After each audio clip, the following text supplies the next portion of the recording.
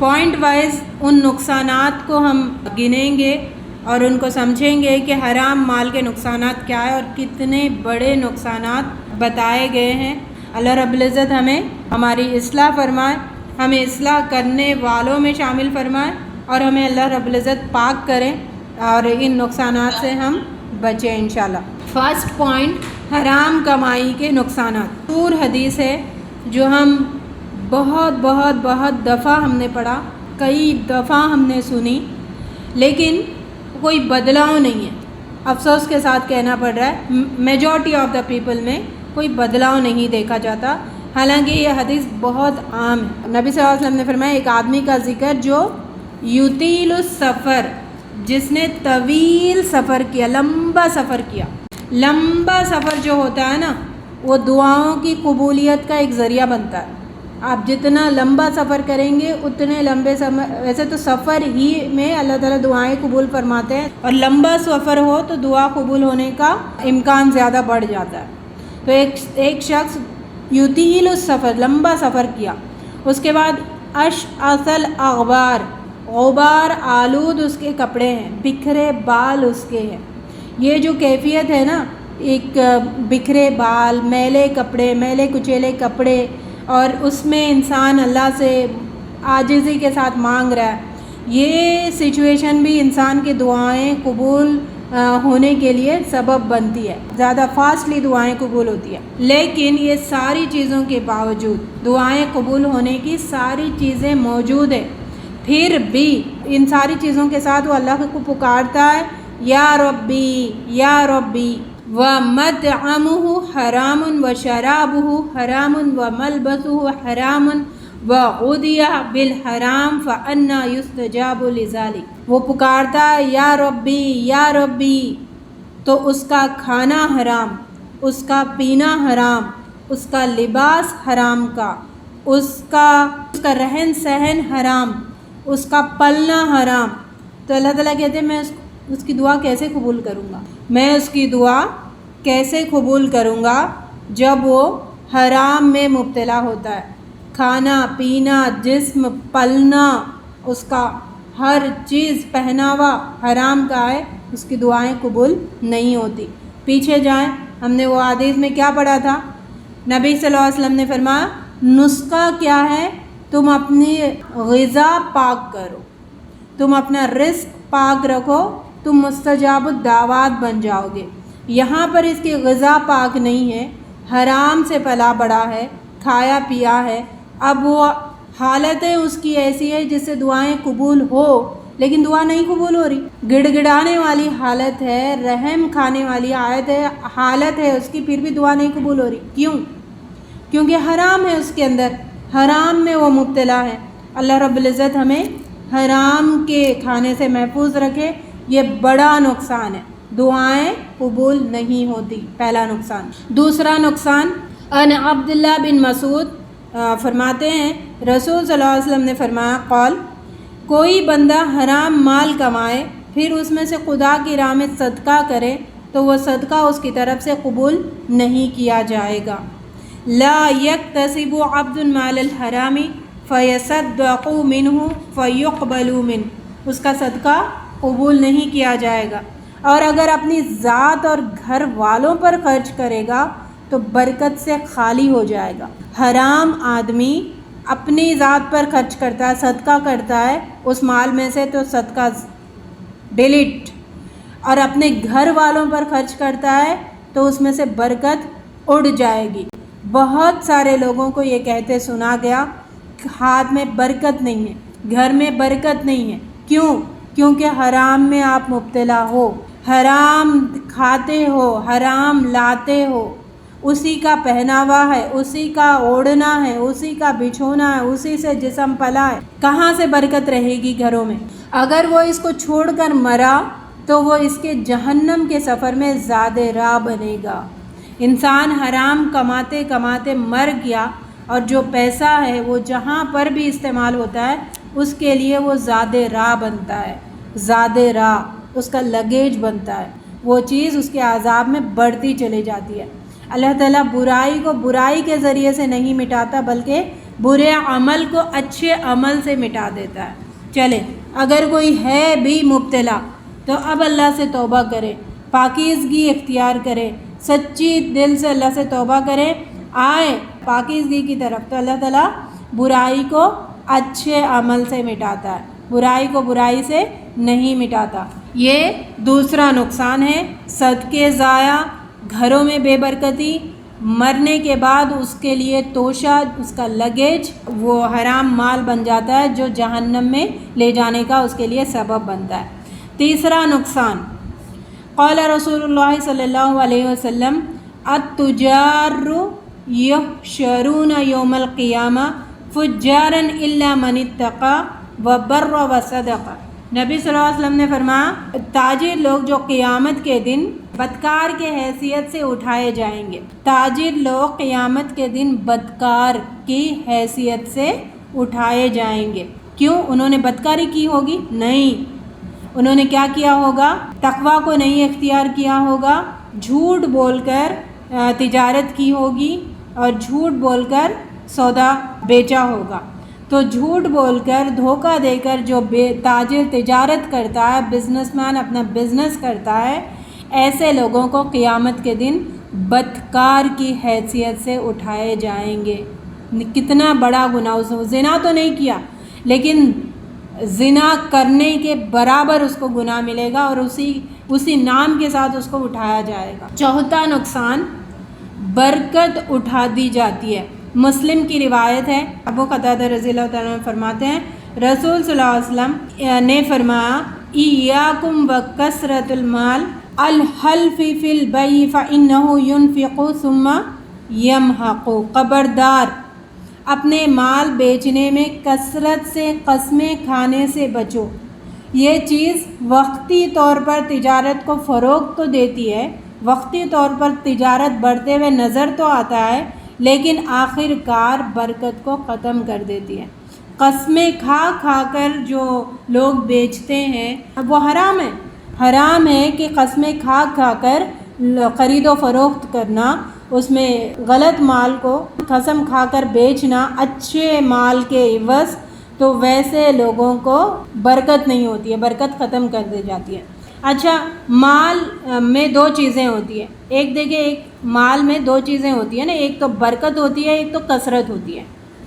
برکت، کثرت۔ برکت حلال سے ہی آتی ہے، برکت ہمارے گھروں میں، ہمارے مال میں حلال سے ہی آتی ہے۔ اس کا مثال ہم پہلے دیکھے ہیں، پہلے لوگ کم، اتنا تھوڑا ہوتا تھا لیکن بڑا بڑا خاندان اس میں پلتا تھا، مطلب حلال کماتے تھے اور اس میں برکت۔ تو برکت یاد رکھے حلال سے ہی ہے، کثرت حرام سے ہوگی۔ کثرت، جب کسی کو یہ دعائیں دیتے ہوئے سنا گیا اللہ تعالیٰ آپ کے مال میں بہت بہت بہت زیادہ کرے، بہت زیادہ بڑھائے، نہیں، یہ دعائیں کرتے ہیں اکثر اللہ تعالیٰ آپ کے مال میں برکت عطا فرمائے۔ ایک کثرت حرام سے ہوتی ہے، زیادتی دکھتی ہے حرام سے لیکن برکت نہیں ہوتا، وہ چھین لیا جاتا ہے، وہ ضائع ہو جاتا ہے، بیماری میں لگ جاتا ہے، لوگ چوری کر کے لے کے چلے جاتے ہیں، لوگوں کے دھوکوں میں انسان مبتلا ہو جاتا ہے، کسی نہ کسی طریقے سے وہ جو کثرت دکھ رہی ہے نا وہ ضائع ہو جاتی ہے۔ تو مال حلال کماؤ، اس میں اللہ تعالیٰ برکتیں ہی برکتیں رکھیں گے۔ پانچواں نقصان حرام مال کا، مسلم میں ہے، ابو ذر غفاری رضی اللہ تعالیٰ عنہ روایت کرتے ہیں 3 قسم کے لوگوں کی طرف اللہ تعالیٰ قیامت کے دن نہ بات کرے گا، نہ ان کی طرف دیکھے گا، نہ ان کو پاک و صاف کرے گا، اور انہیں جنت میں بھی داخل نہیں کرے گا۔ ہم اللہ تعالیٰ کو اللہ مانتے ہیں نا، اللہ کو پسند تو کرتے ہیں نا، اچھا ہم جس کو پسند کرتے وہ اگر ہم سے بات نہ کرے، وہ ہماری طرف نہ دیکھے، ہماری اصلاح نہ کرے تو بڑے بے چین ہو جاتے دنیا میں، ہوتے نہیں ہوتے؟ یہ اللہ تعالیٰ یہاں پر اپنا وارننگ دے رہے، دیکھو نہ میں بات کروں گا، نہ دیکھوں گا، نہ تمہیں پاک کروں گا، کچھ بھی نہیں کروں گا، تمہیں جنت میں بھی نہیں ڈالوں گا بلکہ دردناک عذاب میں ڈالوں گا۔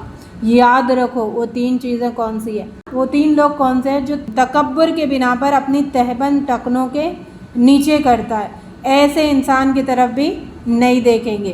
دوسرا شخص احسان جتانے والا، کتنی بری عادت ہمارے گھروں میں موجود ہے، ہم ہر بات کا احسان جتاتے ہیں، ویسے کیے نا ہم نے، یہ کیا نا ہم نے، وہ کیا نا ہم نے. مطلب احسان جتانے کا ریزن کیا ہوتا؟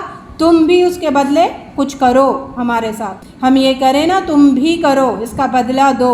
احسان جتانے والے لوگ، احسان جتانے والے لوگوں کی طرف اللہ تعالیٰ قیامت کے دن نہ دیکھیں گے، نہ بات کریں گے، نہ ان کو پاک کریں گے، نہ جنت میں ڈالیں گے، بلکہ دردناک عذاب میں مبتلا کریں گے. تیسرا شخص جھوٹی قسم کے ذریعے مال فروخت کرتا ہے. اچھا، جب ہم یہ بات پڑھ رہے تو صرف بزنس کی طرف ہی مت جائیں. ہر ایک کے گھر میں کسی نہ کسی طریقے سے روزی آ رہی ہے، ٹھیک ہے، آ رہی ہے نا الحمدللہ. اللہ تعالیٰ نے کہا کہ میں تمہیں جب زندہ ہو تم تو تمہیں رزق دینا تو میری ذمہ داری ہے. اللہ تعالیٰ رزق دے رہے، کسی نہ کسی طریقے سے رزق آ رہا ہے. تو یا پھر آپ جاب کر رہے، یا آپ بزنس کر رہے، یا پھر آپ کچھ بھی کوئی بھی رزق کمانے میں آپ ملوث ہے، وہاں ہم جھوٹ کا تو استعمال نہیں کر رہے، جھوٹی قسموں کا تو استعمال نہیں کر رہے. آپ ڈاکٹر ہے، آپ انجینئر ہے، آپ میکینک ہے، آپ کچھ بھی ہے، جھوٹ تو نہیں بول رہے. آپ چھوٹے سے چھوٹے پوسٹ میں بھی ہے لیکن آپ جھوٹ تو نہیں بول رہے، جھوٹی قسمیں تو نہیں کھا رہے. اگر ویسے کر رہے، اگر ویسے کر کے مال ہڑپ رہے، اگر ویسے کر کے مال لینے کی کوشش کر رہے، تنخواہ اٹھانے کی کوشش کر رہے، ایسے لوگوں کی طرف اللہ تعالیٰ قیامت کے دن نہ دیکھیں گے، نہ بات کریں گے، نہ پاک کریں گے، نہ صاف کریں گے، نہ جنت میں داخل کریں گے، بلکہ انہیں جہنم میں دردناک عذاب میں داخل کریں گے. اللہ رب العزت ہماری اصلاح فرمائے. چھٹا نقصان حرام کمائی کا. پچھلی قومیں تباہ و برباد ہو گئی تھی تمہارے ان دو کاموں کے وجہ سے. وہ دو کام کون سے ہیں؟ ناپ تول میں کمی کرنے کی وجہ سے، ناپ تول میں کمی کرنے کی وجہ سے پچھلی قومیں ہلاک ہو گئی ہے. نبی صلی اللہ علیہ وسلم نے فرمایا، اے تاجروں یہ دو کام مت کرنا، ناپ تول میں کمی مت کرنا، ورنہ تم بھی ویسے ہی ہلاک ہو جاؤ گے جیسے پچھلی قومیں ہلاک ہو گئی. یعنی ناپ تول میں کمی کر کے ہم جو حرام مال ہڑپتے ہیں. پھر یہاں پر وہی بات ہے، آپ جس طریقے سے بھی کما رہے ہیں ہمارے گھروں میں، غور کریں کہیں ناپ تول سیدھا ہم کلومیٹر، میٹر، لیٹر میں ہی نہیں، باقی ہر چیز میں بھی ماپ تول میں کہیں کم تو نہیں کر رہے، ہم کمی پیشی تو نہیں کر رہے. تو اگر ہم کر رہے تو پھر ہلاک کر دیے جائیں گے. یہ اس کا نقصان ہے. ترمذی میں ہے، ابن عباس رضی اللہ تعالیٰ عنہ فرماتے ہیں، نبی صلی اللہ علیہ وسلم نے فرمایا، اے تاجروں تم لوگ دو ایسے کاموں کے ذریعے بنائے گئے ہو جن کی وجہ سے تم سے پہلے گزری ہوئی قومیں ہلاک ہو گئی ہے. ابو داؤد کی روایت ہے، نبی صلی اللہ علیہ وسلم بازار سے گزرتے ہوئے آپ نے فرمایا، اے تاجروں مال کے بیچنے میں لغو بات کہنے اور جھوٹی قسمیں کھائے جانے کا بہت امکان ہوتا ہے، تو تم لوگ اپنی تجارت میں صدقے کی آمیزش کر لو. خاص کر بزنس میں جھوٹی باتیں، ٹوپی پہنانے والی باتیں کا بہت امکان ہوتا ہے. دین ہمارا کتنا صاف ستھرا ہے، کتنا احتیاط ہے ہمارے دین میں. نبی صلی اللہ علیہ وسلم نے فرمایا، تم جب تجارت کرو نا تم صدقہ بھی کر دیا کرو، یعنی جب ماپ رہے تم زیادہ ماپ دیا کرو، تاکہ اگر تمہیں جانے انجانے میں کوئی کوتاہی ہو گئی، تمہیں کہیں جھوٹ بول دیا، وہ صدقہ وہ تمہاری وہ غلطیوں کا کوتاہی بن جائے گی. یعنی زیادہ دے دیا کرو. تھوڑا صدقہ کیا ہے؟ صدقہ مطلب کسی غریب کو نہیں، جب آپ تول کے دے رہے ہو تو تھوڑے گرام زیادہ تول دو. جب جھکے گا تو زیادہ جو ہوگا وہ صدقے میں شمار ہوگا، اور اس میں جو کوتاہی ہوگی اس کا کفارہ بنے گا. نبی صلی اللہ علیہ وسلم نے فرمایا، نہیں جائز ہے کسی شخص کے لیے کہ وہ کوئی چیز بیچے مگر یہ کہ جو کچھ اس کے اندر عیب ہے اسے بیان کر دیں. نبی صلی اللہ علیہ وسلم ایسی تجارت کیے تھے. آپ فرسٹ ٹائم آپ نے تجارت کیے اور بازار میں آپ کا نام روشن ہو گیا. کیوں؟ آپ نے جو خراب ہے اس کو خراب الگ کیا، جو صاف ہے پاک ہے اس کو الگ کیا، اس کا دام کم لگایا، اس کا دام ایز اٹ از لگا کے آپ نے بیچا، اور آپ کی ایسی بکری بھی ہو گئی اور آپ کی تجارت لوگوں میں فیمس بھی ہو گئی. آپ ایک دفعہ جا رہے تھے بازار میں، آپ نے دھان جو گیہوں وغیرہ جو ہوتا تھا، جو وغیرہ آپ نے ایسے ہاتھ رکھا، گیلا لگا، تو آپ نے پوچھا یہ کیا ہے؟ تو انہوں نے کہا بارش ہو گئی تو گیلا ہو گیا. تو آپ نے فرمایا اس کو الگ کیوں نہیں کیے تم, صاف الگ کرو, گیلا الگ کرو اور بتا کر بیچو یہ گیلا ہے, اس میں تھوڑا یہ نس ہے, بتا کر بیچو, اور وہ بکے گا بھی اور تمہارے مال میں برکت بھی ہوگی, دھوکہ مت دو. تو نبی صلی اللہ علیہ وسلم نے کیا فرمایا, نہیں جائز ہے کسی شخص کے لیے کہ وہ کوئی چیز بیچے مگر یہ کہ جو کچھ اس کے اندر عیب ہے اسے بیان کر دے, اور انہیں جائز ہے کہ اس کے لیے جو کچھ عیب کو جانتا ہو مگر یہ اس سے صاف صاف کہہ دے. عیب ہے آپ انفارم کر دو سامنے والے کو, صاف صاف بتا دو, دیکھو اس میں اس کپڑے میں یہاں پر تھوڑا پیچ ہے, یہاں پر کچھ ہے, یہاں پر کلر لگ گیا کچھ, یہ دھان میں یہ پرابلم ہے, صاف صاف بتا کر بھیجو. اچھا ایک مثال دوں گی میں, بہت مطلب مجھے سن کے بھی ایسا گوز بمس آ گئے, رونگٹے کھڑے ہو گئے کہ کیسے سلف صالحین تھے اور ہمارا ایمان کہاں ہے, ہم کہاں ہیں, ہم کس لیول کے مسلمان ہیں. امام احمد بن حنبل رحمۃ اللہ علیہ کے پاس ایک خاتون آئی تھی, انہوں نے آپ سے مسئلہ دریافت کیا. انہوں نے پوچھا میں کپڑا بونتی ہوں, پہلے کپڑا بون کے پھر وہ بیچا کرتے تھے نا, تو میں کپڑا بونتی ہوں اور میں رات کی روشنی میں یعنی چاند کی روشنی میں بونتی ہوں بعض, اور تھوڑا اپنے گھر میں جو چراغ وغیرہ ہوتا ہے اس کی روشنی میں بونتی ہوں. تو دونوں میں فرق ہوتا تھا, بنائی میں فرق ہوتا تھا. تو اس خاتون نے آپ سے مسئلہ پوچھا, جب میں اس کو فروخت کروں, جب میں اس کو بیچوں تو میں لوگوں کو انفارم کر دوں کہ یہ چاند کی روشنی میں بنا گیا, یہ گھر کی روشنی میں بنا گیا. امام احمد بن حنبل سن کے دنگ رہ گیا, اتنے بڑے وہ بھی اسکالر, آخر ایسی مطلب خاتون اتنا تقوی والی, اتنا احتیاط والی, اتنا پرہیزگار, اتنا متقی عورت, آپ کون ہیں؟ یعنی وہ عورت بھی ایک کوئی نیک سلف صالحین تھے, ان کے خاندان سے تھی. کتنا احتیاط دیکھیں نا, ذرا اس پہ مورل پہ جائیں. انہوں نے یہ بھی کیا کہ چاند کی روشنی میں بنا ہوا اور گھر کی روشنی میں بنا ہو, یہ بھی لوگوں کو انفارم کر کے وہ اپنا بیچنا کرتے تھے. کتنا احتیاط دیکھیں. یہ حلال کمائی کی مٹھاس ہے. جب حلال کمائی کی مٹھاس آئے نا انسان کے روح میں, دماغ میں, سمجھ آئے بات حلال کمائی آخر ہوتی کیا ہے, تو پھر انسان حرام کا ایک دانہ بلکہ اس کی جو بھانپ ہے وہ سونگھنے سے بھی کترا ہے. اللہ رب العزت ہمیں ایسا تقوی عطا فرمائے, ایسا جذبہ عطا فرمائے کہ ہم اللہ کی حرام کردہ چیزوں سے بچیں.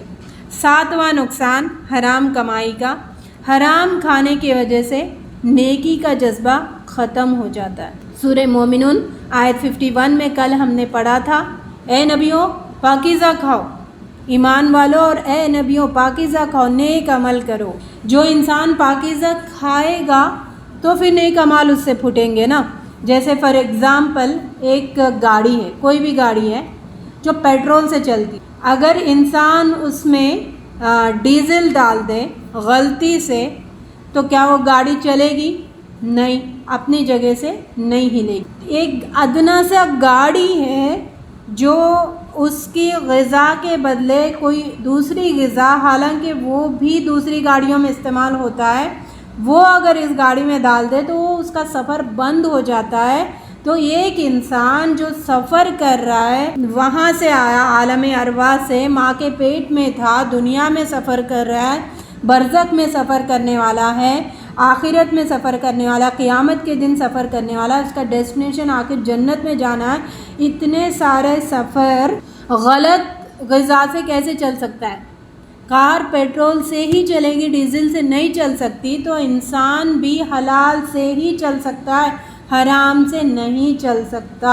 جیسے ہم کوئی بھی چیز کھاتے ہیں نا, جب ہم کھاتے ہیں معدے میں وہ چیز جاتی ہے تو معدہ 2 پارٹس میں ڈیوائڈ کر دیتا ہے, ایک فضلہ میں ٹوائلٹ میں بدل جاتا ہے, ایک یوزفل چیز میں بدل جاتا ہے. تو معدہ ٹوائلٹ کو نیچے انٹسٹائن میں بھیج دیتا ہے, اور جو یوزفل چیز ہے اس کو جگر میں بھیجتا ہے نا. جب جگر میں بھیجتا ہے تو جگر کیا کرتا ہے؟ خون بناتا ہے اس یوزفل چیز کو, خون بناتا ہے, خون بنا کے پھر وہ دل کو ٹرانسفر کرتا ہے خون, اور دل وینس کے ذریعے سارے باڈی میں اس خون کو بھیجتا ہے نا.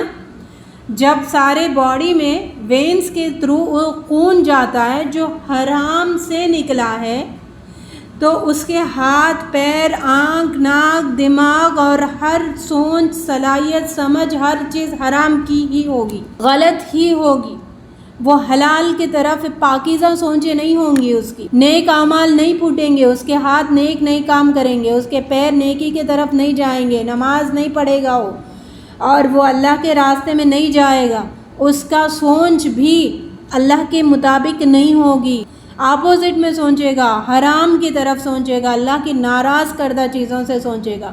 حلال جاتا ہے پیٹ میں جب دل وینس کے ذریعے حلال خون پمپ کرتا ہے پوری باڈی میں، تو پھر حلال تھاٹس نکلیں گے، حلال سوچنے لگے گا انسان، حلال، اس کے ہاتھ حلال کی طرف جائیں گے، اس کے پیر حلال کی طرف نکلیں گے، اس کا دماغ حلال سوچنے پر مجبور ہوگا، اس کی آنکھیں حلال کو دیکھیں گی، شرم آئے گا، وہ حرام کی طرف جانے سے شرم اس کو محسوس ہوگی.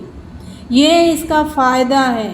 یہ ہے اللہ تعالیٰ نے ہمارے اس پیٹ کو، اس معدے کو حرام سے نہیں، طیب چیزوں کے لیے بنایا. نہیں چل سکتا ہو جب تک اس میں آپ طیب نہیں ڈالیں گے، پاکیزہ چیزیں نہیں ڈالیں گے، حلال چیزیں نہیں ڈالیں گے، عمل صالح نہیں پھوٹے گا.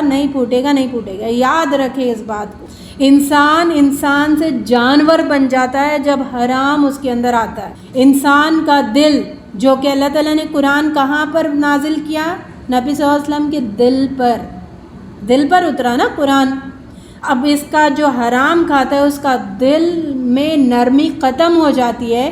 اس کے دل قرآن سننے کے لیے کیسے آمادہ ہوگا، کیسے آگے بڑھے گا، وہ کیسے سنے گا اللہ کی بات، کیسے سمجھ پائے گا اللہ کی بات؟ اس کا دل نرم کہاں ہوگا؟ نہیں ہوگا، وہ کترائے گا. قرآن میں ایک آیت آتی ہے، انسان ایسے کترائے گا نا، جب دین کا ذکر کرو ایسا اس کو محسوس ہوگا جیسے سوئی کے ناکے سے اس کی سانس نکل رہی ہو. اتنی مشکل ہوگی، اس کو بیٹھنا پسند نہیں آئے گا، اس کو سننا پسند نہیں آئے گا، کوئی بول بھی رہا تو اس کا دشمن بن جائے گا. یہ حرام کی نحوست ہے. حرام کھانے کی وجہ سے جذبہ ختم ہو جاتا ہے نیکی کا، اخلاقی برائیاں اس کے اندر پیدا ہوتی ہے، حرص پیدا ہوتی ہے، لالچ پیدا ہوتی ہے، لوٹ مار کا وہ عادی بن جاتا ہے، ظلم و ستم کرنے کا عادی بن جاتا ہے، زندگی میں اس کے سکون ختم ہو جاتا ہے. یہ ساری چیزیں اس کے اندر پیدا ہوتی ہے. اللہ رب العزت ہمیں محفوظ فرمائے، حلال کھانے والوں میں شامل فرمائے. 8واں نقصان حرام کا، عبداللہ بن عباس رضی اللہ تعالیٰ عنہ فرماتے ہیں، لا يقبلہ صلاۃ امرئ فی جوفہ حرام. حرام لقمہ پلیٹ بھر کھانا نہیں، لقمہ، ایک نوالا، ایک بائٹ، ایک نوالا، ایک لقمے کی بات ہو رہی، غور کریں اس بات پہ.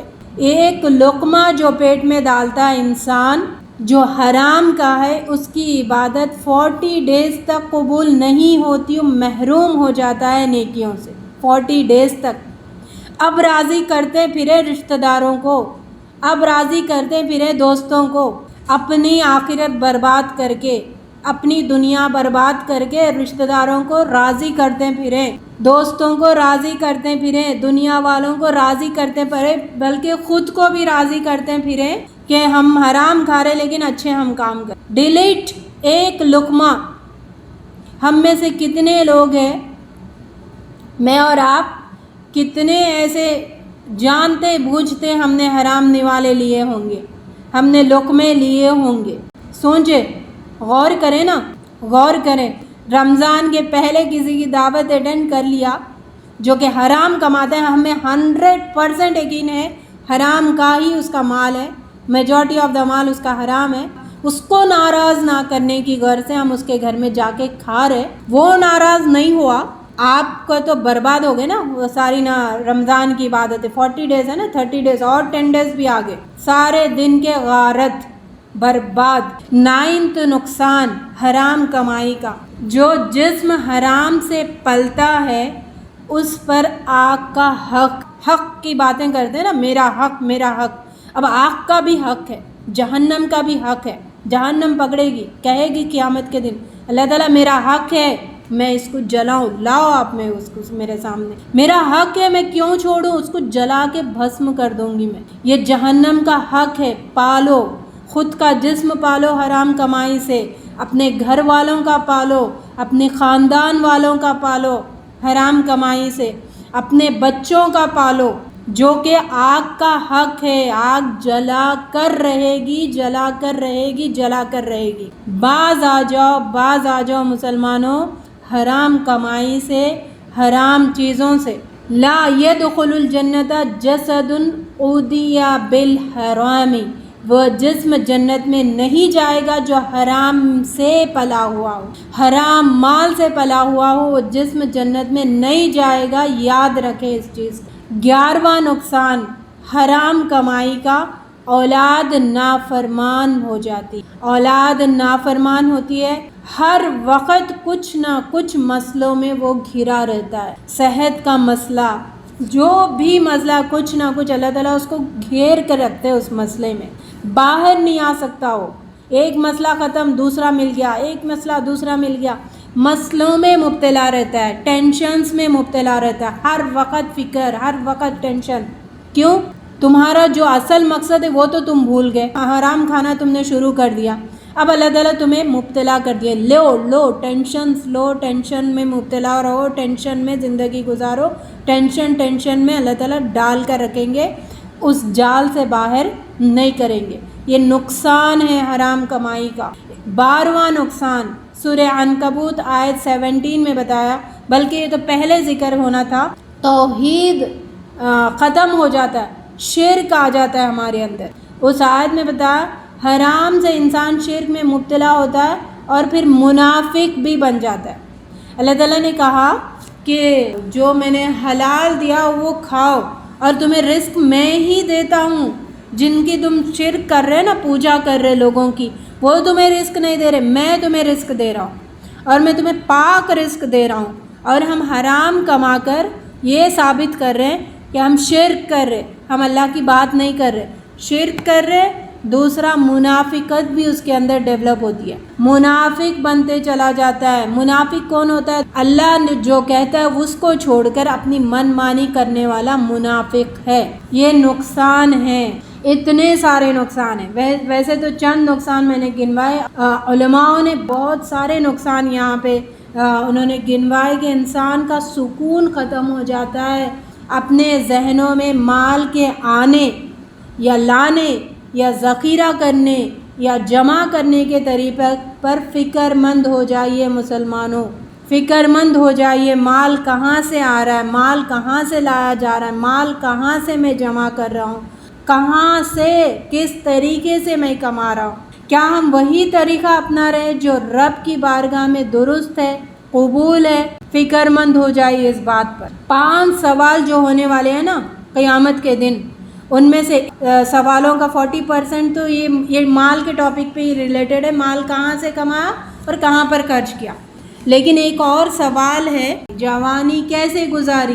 آج ہم جوانی برباد کر رہے ہیں کمائی کے پیچھے، تاکہ بڑھاپے میں ہمارے کام آئے، کا مقصد ہے اس کو بھلا کر۔ اللہ تعالیٰ نے جوانی دی ہے مال کما کر برباد کرنے کے لیے نہیں ہے، جوانی اللہ تعالیٰ نے دی اللہ کی عبادت کرنے کے لیے۔ بڑھاپے میں اٹھنا بیٹھنا مشکل ہوتا ہے نا، تو اللہ تعالیٰ جوانی دیے ہیں عبادت کرو، خوب اچھی طرح سے اٹھو بیٹھو، خوب اچھی طریقے سے جاؤ چلو پھرو، لوگوں تک دین پہنچاؤ، اس کے لیے اللہ تعالیٰ نے جوانی دی ہے۔ ہم نے جوانی کو صرف کمائی کے حد تک لگا دیا ہے، اور جو وہ جوانی بڑھاپے میں کام نہیں آنے والی، وہ مال نہیں کام آئے گا بڑھاپے میں، نقصان بنے گا لوگوں کے لیے۔ تو جوانی کو استعمال کرے، کمائے بھی، اور اللہ کی عبادت میں، فرسٹ اللہ کی عبادت میں زیادہ لگائے اپنی جوانی کو، ساتھ میں رزق حلال کمانے کا بھی اللہ تعالیٰ حکم دیتے ہیں۔ یعنی یہ بات بھی ذہن میں رکھیں، کس عیش و آرام اور جھوٹی شان کے پیچھے ہم پڑے ہوئے۔ جنت اور جہنم کے بارے میں ہم نے ایک حدیث پڑھی تھی، جنت اور جہنم کا ایک لمحہ، وہ 2 شخص کو لے کے آئے نا جو بہت پریشان تھا دنیا میں، آخری پریشان تھا، اس کو لایا جائے گا, جنت کا ایک سیر کروائیں گے, اس کو پوچھیں گے کیا تم نے دنیا میں کوئی مصیبت دیکھی؟ اس نے کہا نا میں تو بھول گیا مصیبت کیا ہوتی ہے. یعنی جنت کی نعمتیں, ایک سیکنڈ کی جنت کی سیر دنیا کی آخری مصیبتیں جس کو پہنچی وہ بھول جائے گا. اور دوسرا جہنم کا ایک سیر جو دنیا میں عیش و آرام تھا, سب سے زیادہ جو عیش و آرام کیا, سب سے زیادہ جس نے مزے کیے دنیا میں, اس سے پوچھا جائے گا ایک سیر, ایک لمحہ جہنم میں گزروا کر کیا تم نے کوئی عیش کیا دنیا میں؟ وہ کہے گا نہیں, عیش وہ کیا چیز ہوتی ہے. تو ایک لمحے کا جنت اور جہنم کا سیر ہمیں عیش بھی بھلا دیتا ہے, آرام اور مشکلات بھی بھلا دیتا ہے. اے مسلمانوں, ہمیں کمپیریزن شروع کرنا ہے حلال اور حرام میں, سٹیٹس میں نہیں. حلال اور حرام کا کمپیریزن شروع کریں. وہ حلال کھاتا ہے تو میں اور زیادہ حلال کھاؤں, وہ حرام کھاتا ہے تو میں نہ کھاؤں. یہ کمپیریزن شروع کریں, دکھاوے کا کمپیریزن نہیں. چھوٹا سا چھوٹا کام بھی ہے لیکن حلال ہے, جیسے جوتا سینے والا کوئی بن رہا ہے, حلال کام ہے, کرو, شرماؤ مت, کتراؤ مت, لیکن حلال ہے نا, انوالو ہو جاؤ.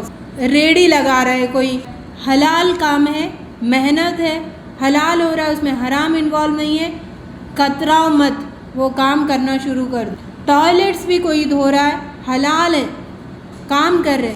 اللہ تعالیٰ ایکچولی یہی کہتا ہے, اللہ تعالیٰ کہتا ہے کہ حلال کے راستے بہت ہے. ٹوائلٹس دھونا حلال کام ہے, آپ کو کوئی بھی کام نہیں مل رہا, وہ دھو کر بھی آپ حلال کا نوالا کھاؤ, اس سے بیٹر ہے کہ حرام کا کھانا پیٹ میں جائے.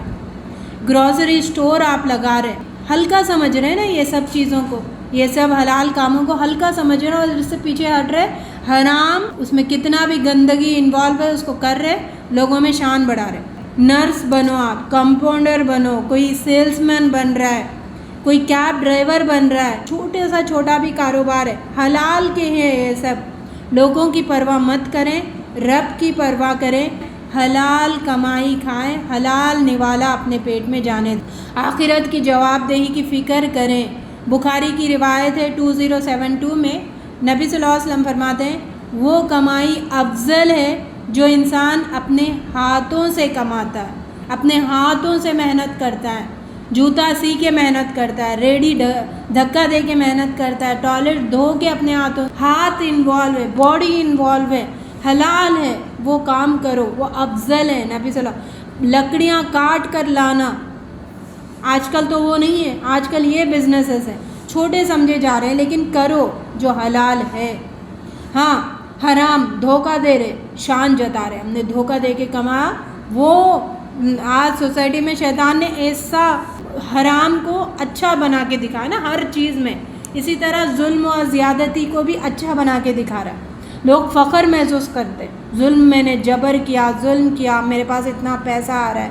حرام ہے, حرام, دھوکہ دے رہے آپ لوگوں کو, خاندان والوں کو, گھر والوں کو, پیسہ کما رہے اس میں, حرام ہے. یہ سارے نقصانات, سود حرام ہے, جھوٹ بول کر کمانا حرام ہے, فراڈ سے کما رہے حرام ہے, چوری کر کے کما رہے حرام ہے. یہ ساری چیزیں جو بھی حرام اس میں مبتلا ہے حرام ہے, اس کے بہت زیادہ نقصانات ہیں, اس سے بچنے کی کوشش کرے. تو اللہ تعالیٰ کے پاس عزت انہی لوگوں کی ہے جو حلال کھاتے ہیں, حلال کے پیچھے اپنی زندگی گزارتے ہیں. تو دنیا کا جو معاشی نظام ہے وہ سود اور حرام پر ہے. انڈائریکٹ تو ہم ان چیزوں میں ملوث ہے. بات ذرا غور سے سنیں, نبی صلی اللہ علیہ وسلم کی جو پیشن گوئی تھی, ایک دور ایسا آئے گا یعنی انسان کے نتنوں میں حرام کا دھواں جائے گا, اس کو پتہ نہیں ہوگا, حرام میں مبتلا ہوگا وہ. یعنی وہ ڈائریکٹلی کوئی کام نہیں کر رہا ہے لیکن انڈائریکٹلی, فرض سپوز جیسے ہم جابس کرتے ہیں, جابس میں جو سیلری آتی ہے اور جہاں سے وہ سیلری لی جاتی ہے وہ بینک سارے سودوں پہ چلتے ہیں نا, لیکن ہم نے تو محنت کر کے اپنی سیلری اٹھا رہے, جو سیلری آ رہی ہے وہ سودوں پہ ڈیپینڈ ہے وہ بینک. تو مطلب انڈائریکٹ وہ اس کا دھواں ہمارے ناک میں تو جا رہا ہے نا, اس سے تو ہم نہیں بچ رہے. لیکن ڈائریکٹ مبتلا ہونے سے بچیں، ڈائریکٹ مبتلا ہونے سے پرہیز کریں، حلال اپنی چادر میں قناعت کے ساتھ زندگی گزارنے کا عزم کریں، دوسروں کے سنگ مرمر پہ چلنے کی کوشش نہ کریں، پھسل جائیں گے۔ رشوت کے بارے عبداللہ بن عمر رضی اللہ تعالیٰ عنہ سے روایت ہے، قال رسول اللہ صلی اللہ علیہ وسلم لعنت اللہ علی الرعش ومرتشی، فرمایا اللہ کی لعنت ہو رشوت دینے والے پر اور رشوت لینے والے پر۔ جو رشوت دیتا ہے اس پر اللہ کی لعنت ہے، جو رشوت لیتا ہے اس پر اللہ تعالیٰ کی لعنت ہے۔ کیسے بزنس ہمارے چل رہے، یہی رشوت دیتے لیتے یہی چل رہا نا، دونوں پر بھی رشوت ایسی نحوست ہے، سود ایسی نحوست ہے، دینے والے بھی اتنا ہی عذاب میں مبتلا ہوں گے جتنا لینے والا ہوتا ہے، بلکہ اگر پیپر بھی کوئی پکڑا دے نا سائڈ سے وہ بھی برابر کا اس میں مبتلا۔ اس کی نحوست بہت ہے، عرب میں انہی چیزوں میں لوگ مبتلا تھے، اس کی نحوست کو جڑ سے ختم کرنا تھا، اتنی سخت وعیدیں دی گئی۔ بات سمجھے، اللہ کے واسطے بات سمجھے، اپنا یہ جو ہمارا انسان کا سفر ہے، دنیا آخرت برزخ قیامت، یہ سفروں کو آسان بنائیں، رحمت والے بنائیں، نحوست والے نہ بنائیں۔ ایک اور حدیث میں بتایا گیا ان ابی ہریرہ رضی اللہ تعالیٰ عنہ قال قال رسول اللہ صلی اللہ علیہ وسلم لعنت اللہ علی الراشی والمرتشی فی الحکم۔ ابو ہریرہ رضی اللہ تعالیٰ عنہ فرماتے ہیں رسول صلی اللہ علیہ وسلم نے کہ اللہ کی لعنت ہو حاکم کو رشوت دینے والے پر اور اس حاکم پر بھی جو رشوت لے۔ حکمران ہے، کوئی بھی پوسٹ پہ بیٹھا ہوا ہے، اس کو رشوت دے کر کام نکلواتے ہیں اور رشوت لے کر کام نکلواتے ہیں، ایسے دونوں پر بھی لعنت ہے۔ لوگ آج کام کرنے کے لیے ان کو بٹھایا گیا، لیکن وہ کام کرنے کے لیے بھی رشوت لیتے ہیں۔ تو اسی لیے کہا گیا دنیا جو چھت ہے نا اوپر کی ہمارا معاشی نظام آل اوور ورلڈ ایسا ہے، سود اور حرام پر مبنی ہے، انڈائریکٹ ہے، سب اس میں ملوث ہے، پوری دنیا اس میں ملوث ہے۔ اللہ کا قانون کہاں پر ہے بتائیں؟ جب تک ہم اللہ کا قانون نافذ کرتے کرتے مریں گے نہیں، پھر اللہ کے پاس ہمارا قابل قبول بھی نہیں ہوگا۔ تو لہٰذا کوشش کریں ڈائریکٹ تو اس میں مبتلا نہ ہو، ہرگز نہ ہو، کبھی بھی نہ ہو، ایک لقمہ نہیں بلکہ ایک دانہ بھی ہمارے پیٹ میں نہ جائے، اس کا عزم کریں۔